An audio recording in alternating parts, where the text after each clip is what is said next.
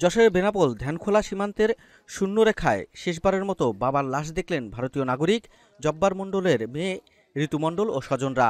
Border guard Bangladesh BGP ও ভারতীয় border security force BSF এর সহযোগিতায় বুধবার ১ অক্টোবর বিকেলে সীমান্তের মেইন পিলার ২৬/৬ এস এর সংলগ্ন এলাকায় কোম্পানি কমান্ডার পর্যায়ে পতাকা বৈঠকের মাধ্যমে এই সুযোগ করে দেওয়া হয়।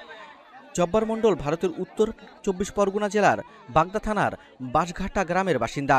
গত মঙ্গলবার বার্ধক্যজনিত কারণে তিনি মারা যান। মৃত্যুর খবর পেয়ে বাংলাদেশে থাকা তার মেয়ে মিতু মণ্ডল বাবার লাশ এক নজর দেখার আবেদন করেন।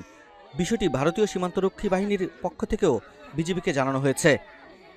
পরবর্তীতে কোম্পানি কমান্ডার পর্যায়ের পতাকা বৈঠকের মাধ্যমে সীমান্তে শূন্যরেখায় লাশ দেখার ব্যবস্থা করা হয়।